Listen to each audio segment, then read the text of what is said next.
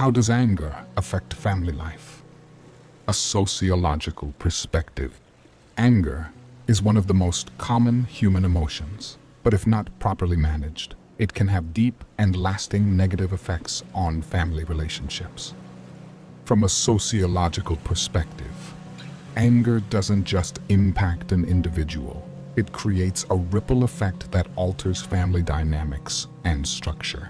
Below is a detailed analysis of how anger influences family life. How to keep the spark alive when anger strikes. We've all experienced those tense moments in marriage, the disagreements, the careless words, the exhaustion from a long day that turns into an unnecessary argument. And then anger creeps in. It seeps into the relationship, turning two people who once deeply loved each other into opponents on opposite sides of a battlefield. But let me ask you this, is that anger really worth jeopardizing your family's happiness? Anger isn't the enemy. How we handle it is. Anger itself isn't necessarily bad. It's a natural human emotion. It helps us react when we feel hurt, when we sense injustice, when something needs to change. But if we don't control it, it can slowly crack the foundation of our marriage, making the distance between us grow wider and wider. Studies show that couples who argue frequently but don't know how to resolve conflicts are 40% more likely to divorce than those who communicate effectively. Anger doesn't just hurt the other person, it steals the little moments that make love strong. It takes away the warmth of an embrace after a long day, the reassuring words that lift us up when we're down. So, how do we keep anger from taking control? Learn to communicate through anger. One of the biggest mistakes couples make is talking to attack, not to understand. When we're angry, we tend to criticize, to say hurtful things rather than work towards a solution. Try shifting the way you communicate. When you feel angry, don't react immediately. Take a deep breath, step back for a moment, and ask yourself, what am I really upset about? What do I need my spouse to understand? Instead of saying, you always do this, you never listen to me, try saying, I feel hurt when you don't acknowledge my feelings. Can we talk about this? The way you express your emotions can completely change the way your spouse responds. Let intimacy overcome anger. One of the biggest reasons couples get trapped in a cycle of anger is that they forget what made them fall in love in the first place. Remember the first time you held hands? The first time you laughed uncontrollably together? The little moments that made you feel like you belonged to each other?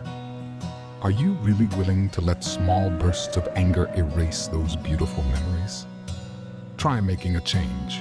Spend at least 10 minutes a day talking about distractions, no phones, no work. Make it a habit to say thank you and I appreciate you every day. Hold each other even when you don't feel like it. Sometimes closeness can heal wounds better than words ever could. Love doesn't die because of anger. It dies when no one tries to fix it. Marriage isn't a fairy tale, but it's not a battlefield either. It's a journey, one where we learn how to love each other better every single day. And a big part of that journey is learning to control our.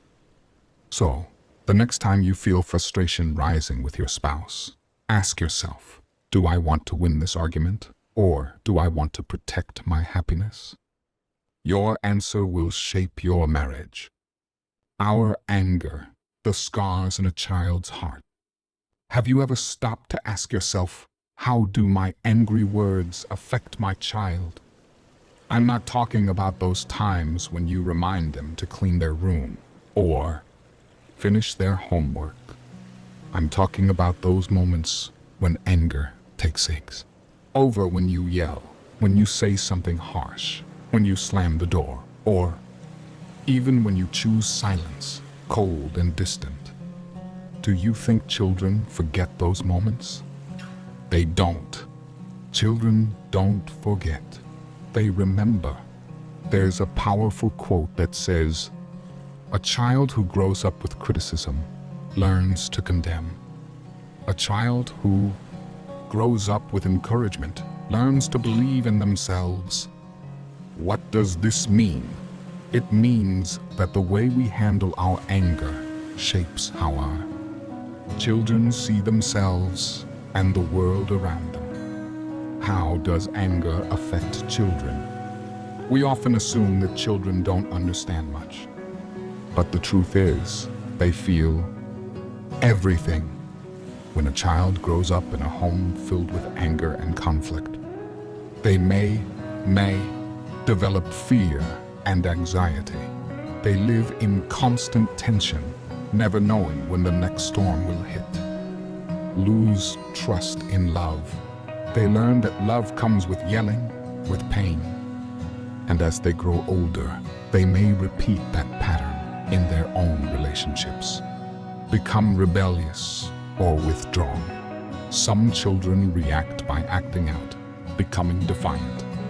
Others shut themselves off, slowly disconnecting from the people around them. Have you ever wondered why some children grow up full of love while others carry resentment? The answer lies in how they were treated when they were young. How do you want your child to see you? One day, your child will grow up. How will they remember you? Will they remember you as a loving, understanding parent? Or as someone who was quick to anger, hard to approach? Imagine this. When your child walks into the room with a sad face, will they trust you enough to share what's wrong, or will they be afraid of being yelled at? When they face challenges in life, will they turn to you for support, or will they hide their struggles because they fear your reaction? This doesn't mean you should never be angry. We're all human, and anger is a natural emotion. The real issue is how we handle it. So what can we do? 1, respond. Instead of reacting emotionally, before you yell or say something that could hurt your child, take a deep breath. Put your hand over your heart and ask, is this really important? Can I teach my child this lesson in a different way?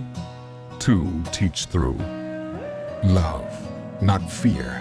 When your child makes a mistake, help them understand why. It was wrong instead of just scolding them. Let them learn from their mistakes in a positive way. 3, know when to apologize. If you lost your temper and said something hurtful, show your child that apologizing is a sign of strength, not weakness. Say, "I'm sorry for yelling. I shouldn't have done that. Let's talk about this in a better way." 4, create a safe environment. Let your child know that no matter what happens, you are the person who loves and supports them unconditionally. You can make your child feel loved, or you can hurt them. Remember, every word you say, every action you take leaves a mark on your child. Heart. What kind of mark do you want to leave? A scar? Or a lesson in love and patience? The next time you feel anger rising toward your child, pause. Look into their eyes. Remind yourself that they are learning how to love and how to treat others from you. And then choose the kind of behavior you want them to remember, not out of fear, but out of love. Anger can spread, but will it break or strengthen your family? Imagine this. A father comes home after a long, exhausting day. Work was stressful, traffic was frustrating, and the moment he steps into the house, he sees toys scattered all over the floor. Without thinking, He snaps at his wife, accusing her of not teaching the kids to be tidy. The wife, who also had a stressful day, feels attacked. She turns to the child and scolds them for not cleaning up.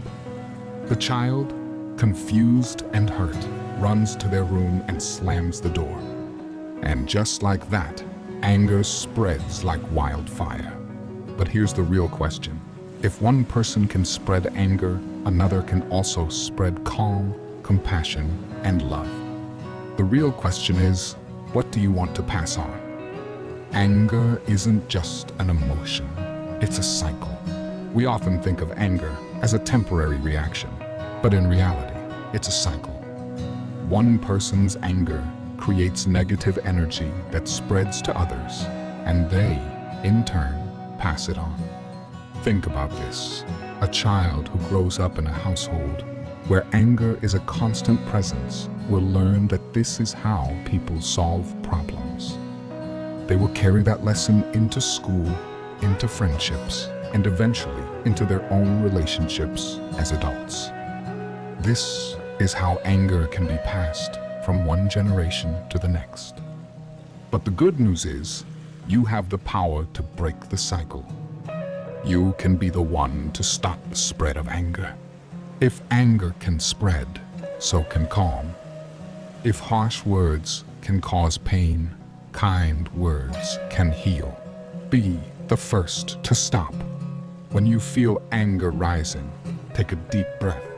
Ask yourself, do I really need to say this? Will this make the situation better? Respond with understanding. When your spouse or child is angry, don't react immediately. Instead, ask, what's really going on? Are they truly angry at me? Or is there something else bothering them? Sometimes, a gentle question can break the cycle of anger instantly. Show love, even in difficult moments.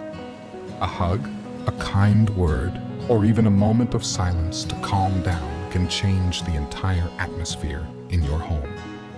What kind of family are you building? Every day, we have a choice. We can let anger control us and pass it on to those around us. Or we can be the change turning anger into understanding, turning tension into love. Imagine a family where anger doesn't destroy, but instead, it becomes an opportunity to understand each other better. Imagine your children learning to handle conflicts with patience instead of shouting. Imagine a stressful day ending not with tears, but with a hug. That is possible, and it starts with you. The next time you feel anger building up, remember, you can spread it, or you can stop it. You can be the one who hurts, or you can be the one who heals. The choice is yours, and that choice will shape the future of your family. Mastering air building a happy family. Imagine a typical evening at home. You've had a long, exhausting day. You walk through the door, and what do you see?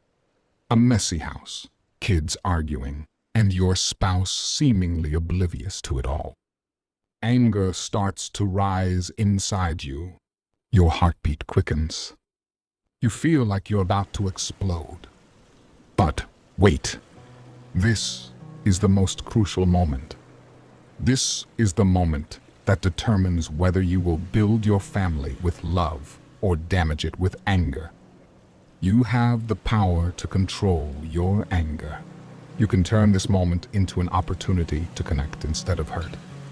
And today, I'm going to share with you 5 ways to manage anger and build a happier family. 1. Learn to communicate. Words are more powerful than you think. One thing we often forget when we're angry: words can heal or destroy a relationship. When we're upset, we tend to say things we might regret later. A single hurtful comment can stay in your child's or spouse's mind for years. But if you change the way you speak, you can turn a fight into a meaningful conversation. Instead of yelling, "Why are you always so messy?" Try this. I would really appreciate it if you could help keep the house clean. Can you tidy up a little? Instead of telling your spouse, you never care about me. Try this. Can we talk? I really need to share how I feel. The difference isn't in what you say, but in how you say it. 2. Pause before you explode. 10 seconds can change everything. Did you know that anger usually lasts only about 90 seconds? But if you react instantly, the consequences can last weeks, months, or even years. Next time you feel yourself losing control, try pausing for 10 seconds. Take a deep breath. Count from 1 to 10. Ask yourself, do I really want to hurt this person? Just a moment of restraint can help you respond calmly instead of letting anger take over. 3. Find healthy ways to release anger. We all have emotions. Feeling angry is normal, but how you release it determines the outcome. Here are some ways to manage anger. Take a short walk to clear your mind. Listen to your favorite music. Write down your thoughts before speaking. Exercise physical activity helps relieve stress. The key is not to let anger build up and explode in a way that hurts others. 4. Build a culture of respect in your family. A happy family isn't one that never has conflicts. It's one that knows how to resolve them with respect. Set a rule: no yelling at each other, even when angry. Commit to never insulting or belittling each other during arguments. Practice apologizing and forgiving, because nobody is perfect. Remember, your children learn how to treat others by watching how you treat your spouse and them. If they see respect, they will learn respect. 5. Seek help when needed. If anger is becoming a major issue in your family, don't be afraid to seek help. Maybe it's talking to a trusted friend. Maybe it's seeking guidance from a family therapist. There's nothing wrong with asking for support. In fact, it shows that you care enough about your family to want to make things better. Your home should be led by love, not ruled by anger. You can control your anger. You can choose to react in ways that bring your family closer instead of driving them apart. You can create a home where your children feel safe, your spouse feels loved, and you yourself feel at peace. Next time you feel anger rising, remember, you can't control others, but you can control your reaction. Every word you say can build or break a relationship. What will you choose? A happy family doesn't just happen. It's built in the moments when we choose love over anger. And finally, ask yourself, what kind of family do I want to create? Start today to make it a reality. Valentine's Day wish: choose love over anger. Valentine's Day isn't just about gifts. It's a chance to reflect on how we love and cherish those beside us. Love isn't measured by words spoken in happy moments, but by how we treat each other even in moments of anger. Today, choose understanding over arguments, choose hugs over hurtful words, and choose love over frustration. Wishing you and your loved one a relationship filled with patience and kindness, so that every day feels like Valentine's Day, not just today. Remember, love doesn't die because of anger. It dies when no one tries to fix it. So today, love with all the gentleness you can give,